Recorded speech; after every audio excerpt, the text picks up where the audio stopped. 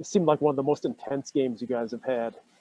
Definitely kind of a playoff kind of feel in a lot of ways, just the way that it went right down at the end. And there was a lot of kind of skirmishes and some hurt feelings. This is kind of gets you ready for what you're going to face the rest of the way, doesn't it?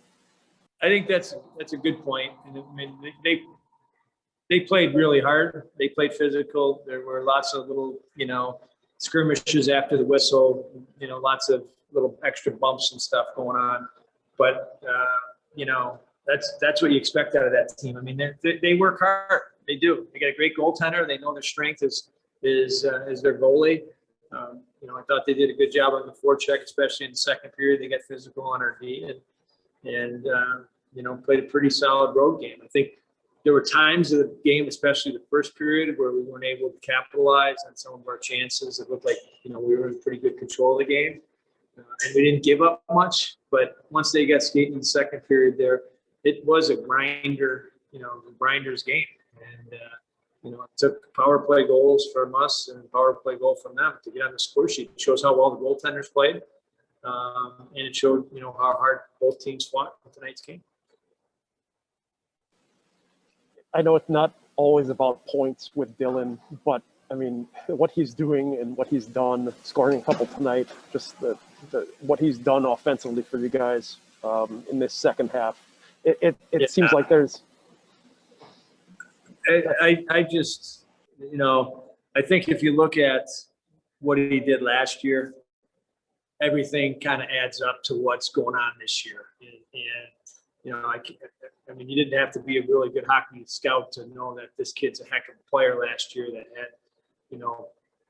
numbers didn't support how well he played for a 17, 18-year-old kid coming in as a freshman, jumping from the AJHL to the Big Ten. So I think this year is just, as soon as, the season started, you saw a player that was just, the confidence he gained over the summer and his training, obviously being drafted and getting respect of Edmonton for him. Just, he's just carried it and done it the right way. Because again, as a young player, especially when you're a player that's supposed to score, the part of your game that you take serious is the defensive game. And that part of it has been a commitment to him. He's not perfect at it. He's not going to win a Selke when his first year in the NHL, but he's going to be a consistent player in there because he's doing it right.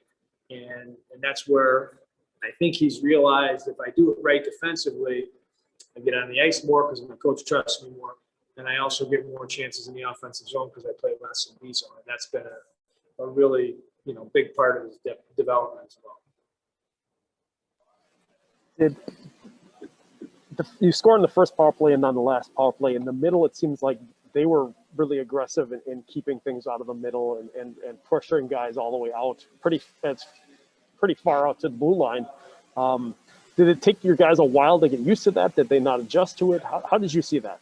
No, I think, well, first of all, you're right. Ohio State did a really good job, on all those power plays in the middle.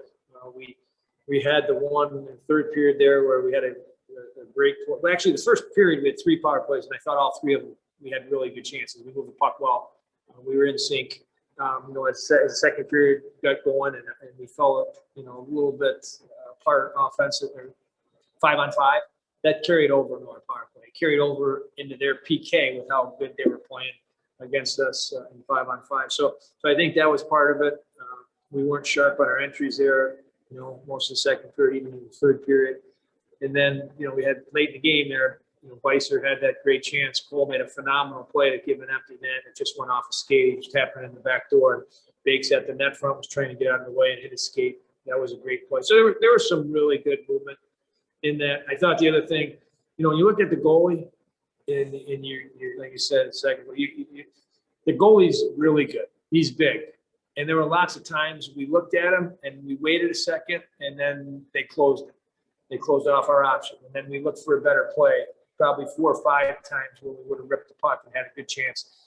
We didn't shoot as much as we normally would because of the goaltender. So I think we got to get back to that a little more tomorrow on the power plays. He might make the original save, but if you keep getting rubber there, lots of secondary plays come off of that first shot. And that'll be important for us tomorrow on the power play to be a little bit more aggressive shooters. The energy you get from an overtime win, you're right in a race for first place. It keeps you still on pace to be there into the last weekend. How much does that give you energy coming out of this tonight and just a little bit more of a boost? Yeah, so it's last weekend, the overtime shootout loss to Notre Dame, we walked out of here really, we tried to stay upbeat about it and say, hey, it really doesn't mean anything. It's just a shootout, whatever. Notre Dame played really well. It was a great hockey game. We won, one night and lost in a shootout the next night. It's a good weekend. But it still sting. It still stung when you didn't win. Tonight was important for the reason that you just said. Minnesota, has 2 games left. We know that. If we can win tomorrow, it puts pressure on them to have to win the Big Ten. And Michigan's going in there. Michigan's a heck of a team.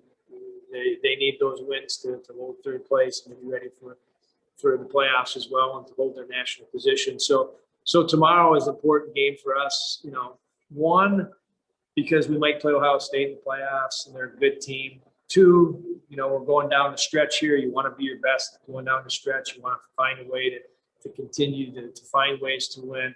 And 3, the one that you just talked about is, hey, we still got a chance to win the Big Ten. So tomorrow will be one of those games that's important for lots of those reasons. And it's not going to be easy. I mean, Ohio State proved tonight, great goaltending, big physical team, make you fight, scratch and claw around the net front, and we'll have to be ready to win those battles tomorrow. Robbie made a really nice save near the end of the third period. Had a couple other ones that were other ones that were really. He was sharp tonight. Yeah, he was really sharp tonight. I think, for him, the knowing he's got a partner there, I like the tandem part of it. For Robbie, because even if you get overworked in a game, you don't have to. Focus on keeping your energy for the next game too. And I think that this has been a nice, setup with them coming into the weekend, though they're only playing 1 game. And I think he's adjusted to that. And I think tonight he was as sharp as he's been in any game. I thought he was really, really good. The power play goal that they scored was a double screen that went through two sets of legs and went in the low corner above his pad. It was a great shot. And there's nothing he could do on that one, but he was sharp. He made the big glove save there in the third. But I thought he saw the puck well and controlled his rebounds well. And again, he's a leader. Big contribution from our seniors, and starts in the net with him.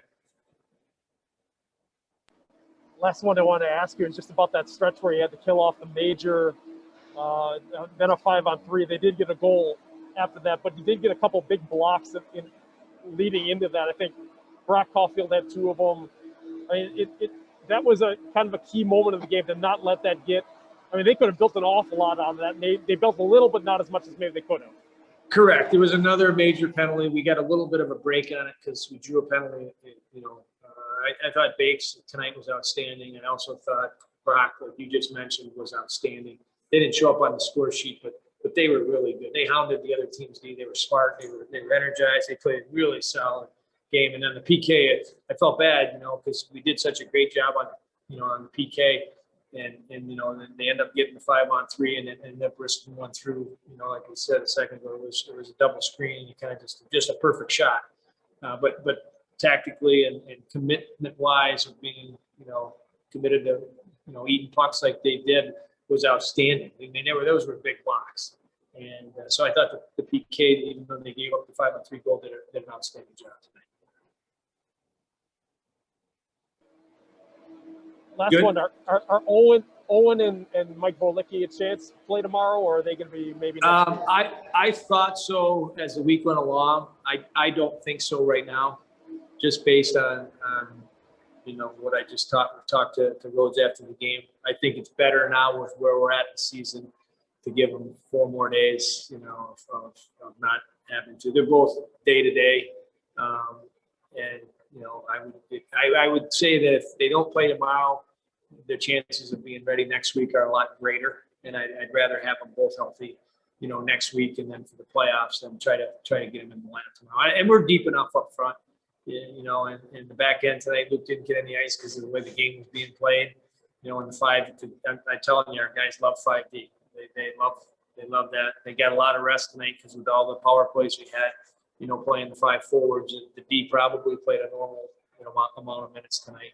So they'll be ready for tomorrow.